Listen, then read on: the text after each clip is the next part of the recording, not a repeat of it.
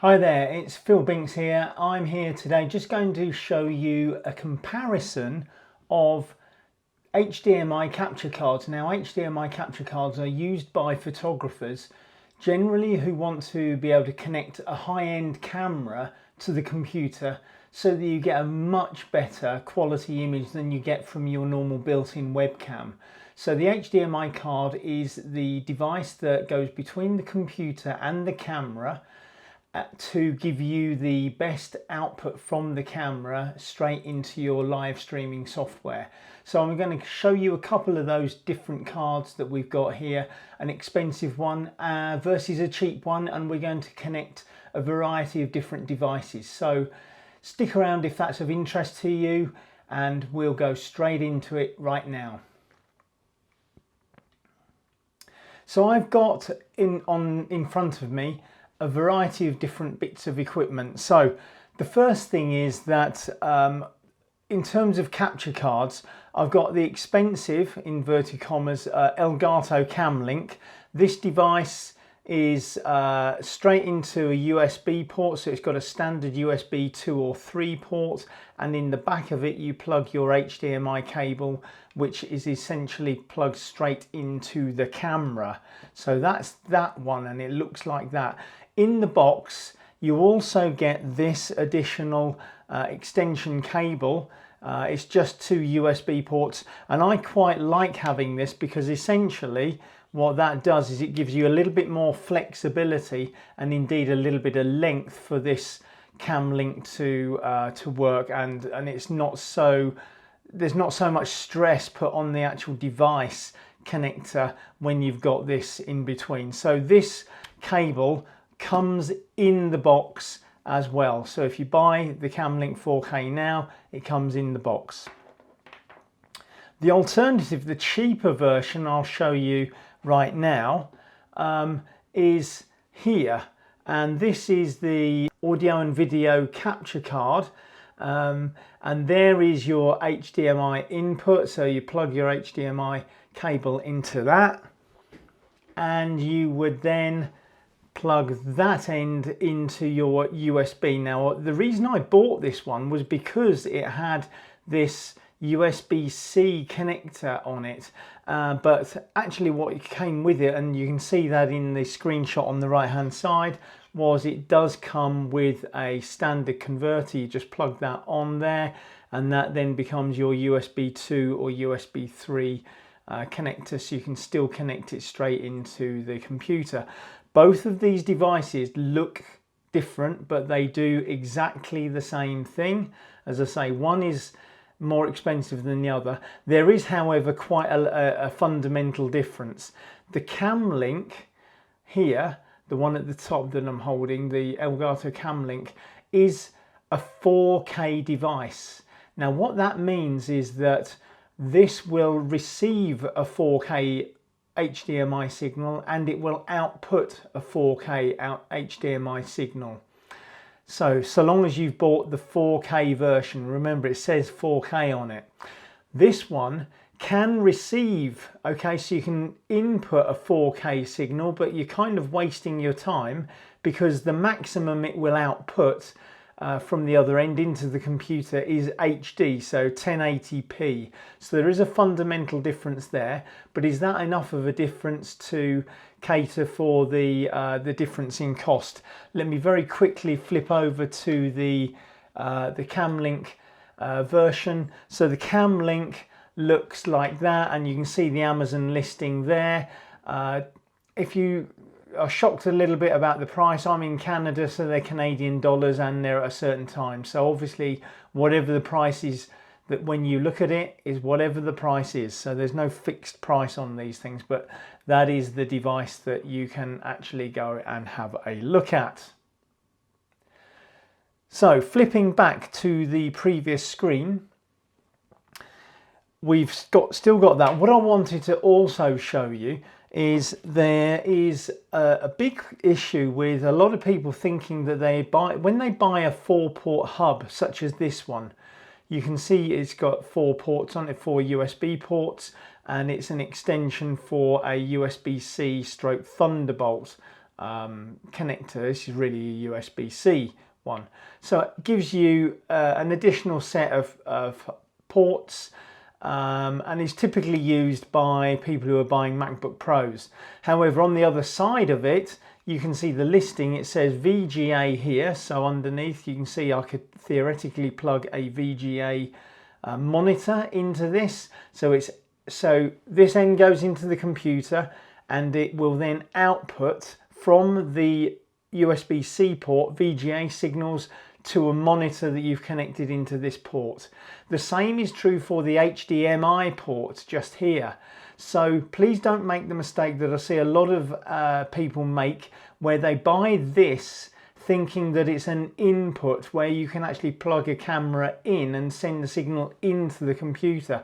That is not the case with any of these devices. It has to be, the term is a capture card. So this is output only, not input, and it won't work that way. So that's just a quick tip. Don't make the mistake of buying a hub thinking that the HDMI is going to allow you to put HDMI signals into the computer. It will not let you do that. The other items I've got on the table in front of me are a cable, which is essentially you would use this to connect to one end of the HDMI, and on the other is the mini HDMI connector that goes into a lot of cameras. So a lot of cameras have this connector. It's a very small connector, and this will essentially make any HDMI cable compatible with your camera. So it's a nice little connector that you can buy to do that. So that the great thing about that is that you're not limited by the length of your HDMI cable. You can plug that onto the end of any length of cable and plug that straight into your camera. So that's really, really useful. Apart from that, an HDMI cable normally would look like that. So you've got your normal HDMI kind of D sort of shape there. It's quite a big shape, and this cable doesn't need that extension cable that I've got just here, because that's already terminated in the mini port at the end. This would work if you had a standard HDMI cable with that type of connector at each end. So that would work really well for you as well. And then what I've also got is what I'm going to be connecting to the HDMI cable to test out both of these HDMI capture cards. So the HDMI is going to be plugged into this GoPro HERO 3. That has got an HDMI port on there. You can just about see it, the small little one there. There is a USB port, but that is for charging generally. So that will be our first one test. This device is my normal camera that I use for streaming, certainly at the moment. I actually have recently acquired a Sony ZV-E10, a very, very popular camera, and we'll be plugging that HDMI cable into the connector right there and work that one out and see how well both of these cards work with that device. So I'll be letting you know as we go on which device we've got connected, and telling you, and I'll be leaving the information in the top to show you what device is actually being used at the time, which is the reason why I've put down in the bottom corner here that the current camera is an LG Android device connected via NDI, which is a wireless technology. If you want to know more about NDI, I'll do a quick link in the top up there so that you can connect up to see how NDI works. So, okay, let's move on. Here we have the GoPro HERO 3 connected to the Glubee capture card. The GoPro HERO 3 outputs 1080p at the most, and the Glubee capture card also processes only 1080p into the computer. So they kind of match in that situation. But the thing to do is have a look and see if you think there are any artifacts, anything that is particularly wrong or right with that particular capture card.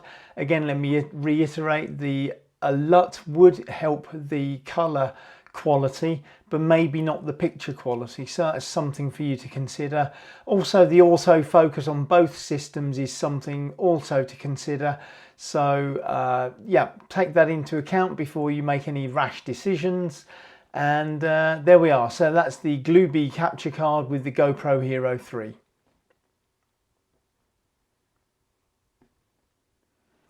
So this is the GoPro with the Cam Link 4K from Elgato.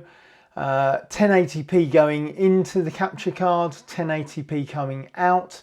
Color correction all done in Ecamm Live, no LUT applied at all. Again, I say a LUT would definitely improve the quality of the color. However, does it improve the quality of the picture? Is the picture any better? This is the Elgato Cam Link 4K.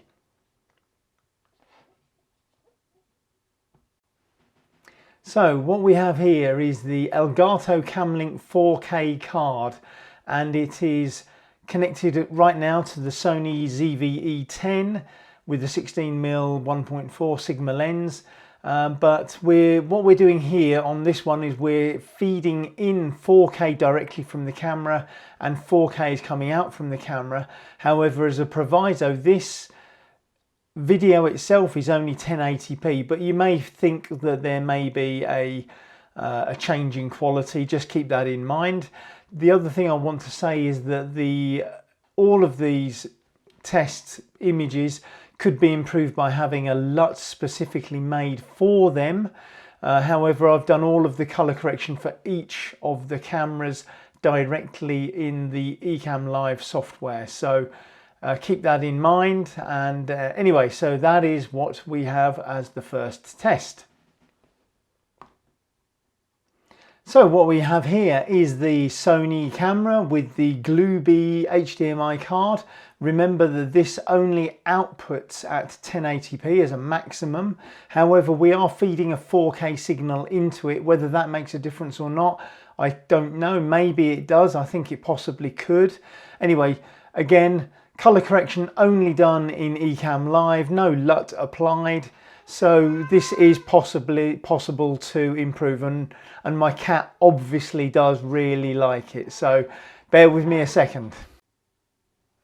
So there we have it, a pretty unscientific test. I think what it proves initially is that if you need to work on the color, maybe a LUT would be the great saviour. I do think that it looks like there is a difference in quality between the two devices. I'm talking about the capture cards. Obviously there's a difference in quality between the cameras as well, but it's a question of whether the value is worth the extra investment that the Elgato Cam Link does require you to spend. So maybe if you've got some lower quality cameras that you don't mind so much about connecting and getting the very best quality from, then you know a third party lower cost HDMI capture card may well work well for you. If you've got a higher quality camera, I think maybe that's when you need to spend the higher money to get the very best quality from that. But it's horses for courses. There is still work to do in terms of color when you connect any of these devices. So color correction either in the camera, in the software, or using a LUT is going to really pay dividends for you in the future. If there is anything that you'd like to make a comment on in this video, then please leave a comment below. And if there's any other tests that you'd like me to do, then please let me know as well in the comments, and I'll see if I can manage those tests as well. Thanks very much for watching, and I look forward to helping you again in the future. Take care now.